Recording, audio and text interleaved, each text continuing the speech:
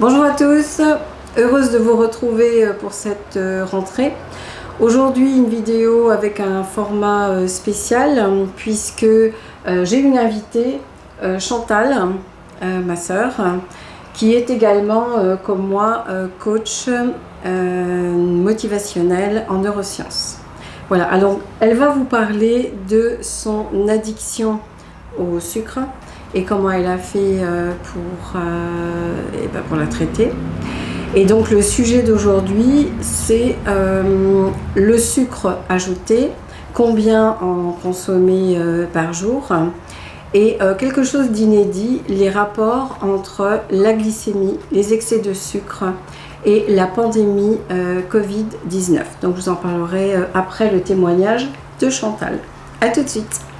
Merci Antoinette, bonjour tout le monde. Alors c'est vrai que je suis très honorée que tu m'aies invitée pour ce sujet qui me tient tellement à cœur, puisque je suis la preuve vivante d'être quelqu'un qui est sorti du sucre. Je vais dire que je suis tombée dans le sucre depuis mon plus jeune âge. Donc je me souviens être enfant et je négociais déjà des bonbons contre des timbres. À l'époque, on négociait un petit peu les timbres. J'avais 8 ans. Et ça m'a... je pense que le sucre a été mon aliment principal. Alors, aujourd'hui, Antoinette, comment je me suis rendu compte que le sucre était un danger et comment j'ai fait pour m'en sortir. En fin de compte, je ne savais pas du tout que j'étais droguée au sucre. Aujourd'hui, c'est prouvé que le sucre est comme la cocaïne, voire pire. Et je me suis rendu compte qu'à 16 ans, avec cette consommation de sucre, je me suis retrouvée avec une myopie, un déclenchement de myopie. Et j'avais pris 20 kilos. Et malgré le fait que je mangeais énormément de sucre, j'ai réussi à perdre 20 kilos en l'espace de 4 à 6 mois, uniquement en mangeant ce que j'aimais, c'est-à-dire le sucre. Par contre, j'avais éliminé le pain et j'avais éliminé les pâtes pour pouvoir réduire mon alimentation. Donc je suppose que tu as réduit ton alimentation, mais en conservant juste ce qui te plaisait, c'est-à-dire les friandises, les choses qui étaient sucrées. Et c'est vrai qu'à 16 ans, on perd quand même facilement du poids parce qu'on a un métabolisme qui est très rapide. C'est ça. Donc je me suis retrouvée à 17 ans donc avec mes 20 kilos en moins et de la boulimie. Je me suis retrouvée avec de l'anorexie. Donc je contrôlais mon poids et peur de grossir. Mais je consommais quand même énormément de sucre avec tout ce qui va derrière, c'est-à-dire la peur et le comportement qui va avec. Et la chance que j'ai eue, c'est d'avoir fait le métier que nous avons fait ensemble avec une franchise qui était spécialisée dans l'amincissement. Et cette méthode, on dit toujours qu'il n'y a jamais de hasard lorsqu'on fait un métier. Cette méthode, c'était supprimer le sucre lent et le sucre rapide.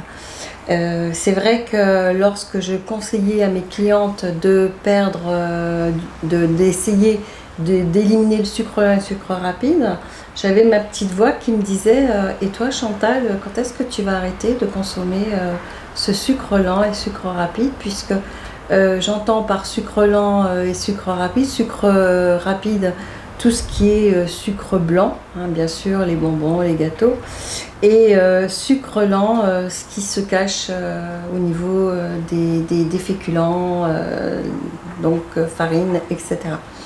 Et c'est lorsque j'ai fait justement pendant plusieurs années que j'ai fait donc j'ai fait cette expérience sur moi pour conserver l'image par rapport à ce que je faisais comme métier. Et ça m'a permis de diminuer, d'enlever complètement le sucre. De toute façon, une addiction, je veux dire, on l'arrête en éliminant totalement l'ingrédient ou l'aliment qui est responsable de cette addiction. Oui, tout à fait. C'est comme l'alcool. quelqu'un qui a arrêté de boire ne peut plus se permettre à vie de reboire un verre de vin ou d'alcool, sinon il replonge. Par contre, la différence avec le sucre, c'est qu'aujourd'hui, mon alimentation s'est complètement arrêtée avec le sucre, mais je peux en remanger sans être dépendante. Eh bien, écoute, Chantal, je te remercie pour ton témoignage sur notamment l'addiction au sucre. Et maintenant, je vais vous parler des recommandations de l'OMS par rapport à votre consommation de sucre ajouté. Est-ce que tu connais les recommandations de l'OMS? Combien de sucre on pourrait rajouter dans les aliments, dans les yaourts, dans les boissons, dans les thés, dans les cafés? Non, justement, je ne savais pas que l'OMS s'intéressait à ce genre de conseils, donc j'ai hâte que tu me racontes un petit peu ce qui se passe au niveau du sucre.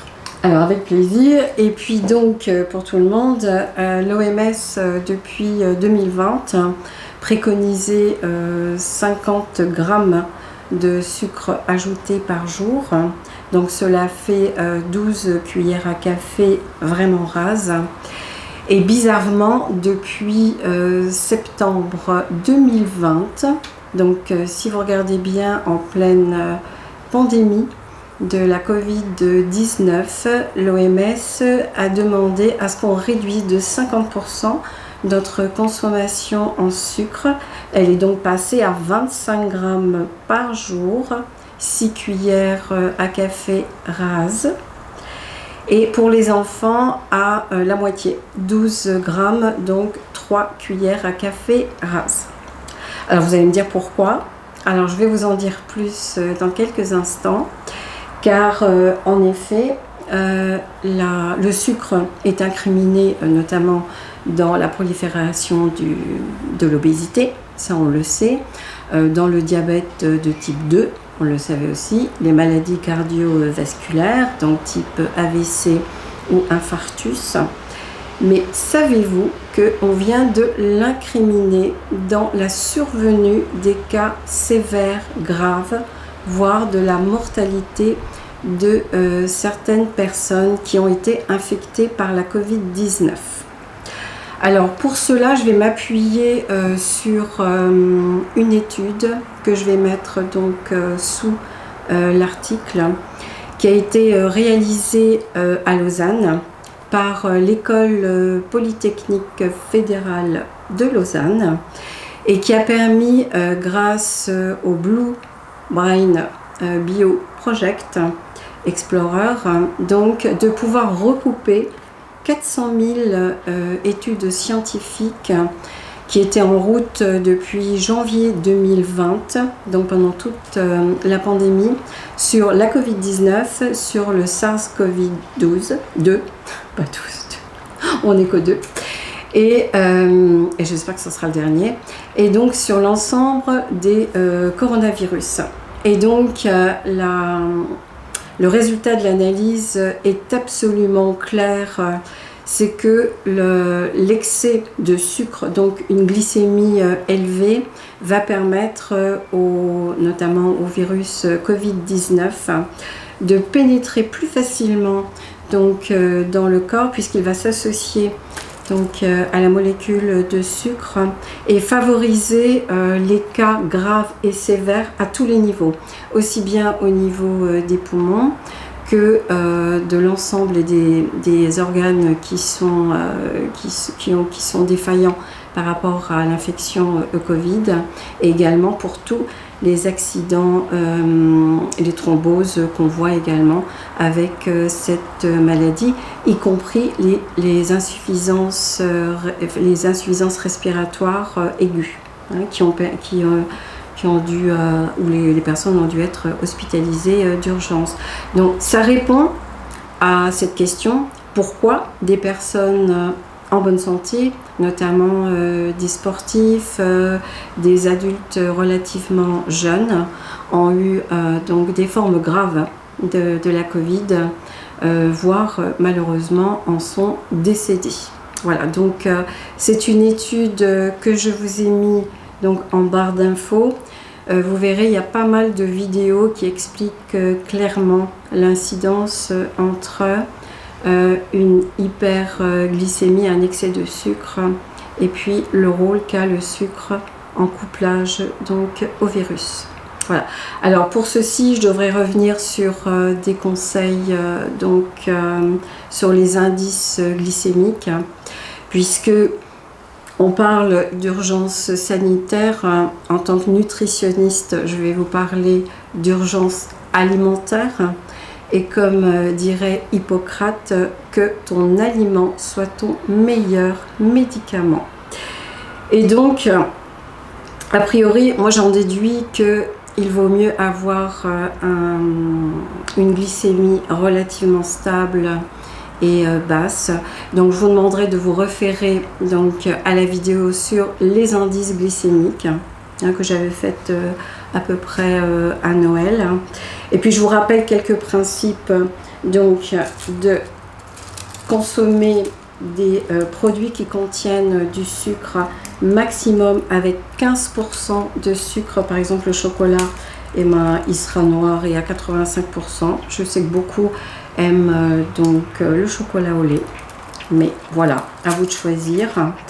Quand vous consommez des fruits, puisque les fruits ne font pas partie des sucres ajoutés, le fructose, essayez d'utiliser donc les fruits entiers ou en quartier avec la peau. Bien sûr, privilégiez les fruits bio.